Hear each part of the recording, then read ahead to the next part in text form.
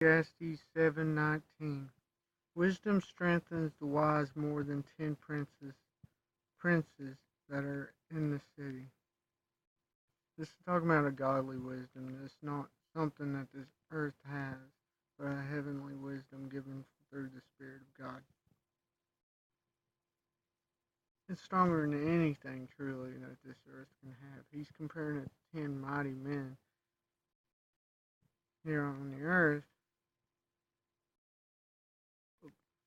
Godly wisdom is far more important than even that, because it allows us to serve Him ultimately, which saves the soul, which nothing else in this world can do.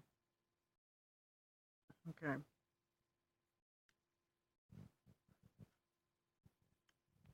2 Corinthians 4, 5, 2 Corinthians 5, 9, and 10.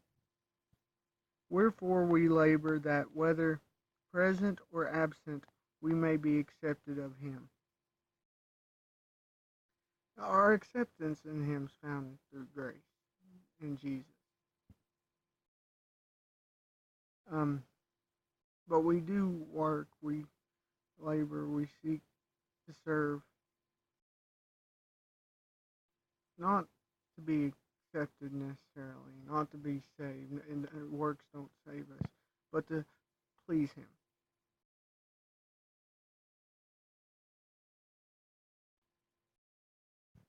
You know,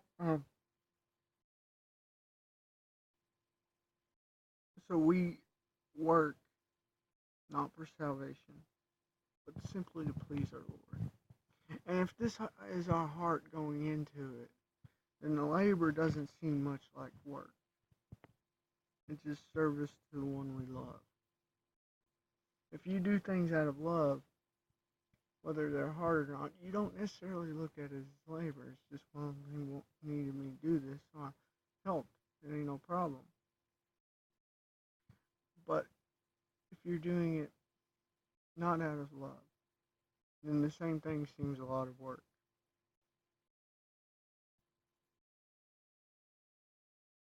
So the condition is of the heart. We don't do works for Him to be saved. We do works for Him, in Him, because we want to make Him happy out of our love for Him. We love Him, so we do these labors. Being a Christian ain't easy. But aside from times of struggle, we don't realize how hard it is because our love for Him allows us to do it. So much easier just follow after the flesh. But in periods of times where we're not fighting the flesh as strong, this labor we're doing of love may not seem as much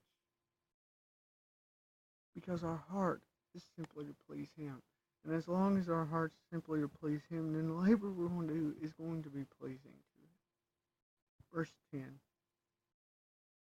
For we must all appear before the judgment seat of Christ, that everyone may receive the things done in his body, according to that he has done, whether it be good or bad.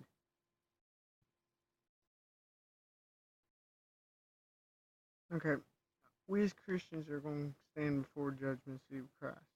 Those of the world we see in Revelation are going to stand before the great white throne. But we have Christ standing with us, a judgment. He's on our behalf before God. The world don't got Christ, so He ain't going to be there for them.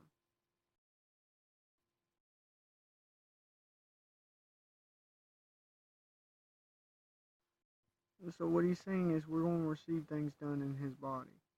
This is referring to rewards, because we got Christ. Everything we've done negative is under His blood. So we're not going to be punished. We're going to be rewarded for the labor we do. You know, this isn't saying we ain't going to be blessed because of serving Him here on earth, because that completely goes against Scripture. blessing in serving Him here on earth. But that doesn't mean we ain't gonna have a heavenly reward. That isn't saying we should receive praise of man.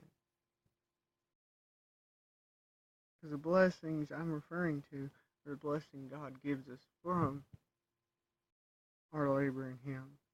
He blesses us here as well, but our rewards ultimately will be in heaven.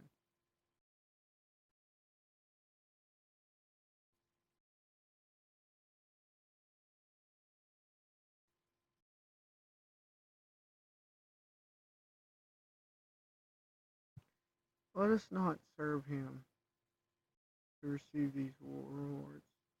Let us keep the heart of verse 9, where we do the labor, simply to please Him.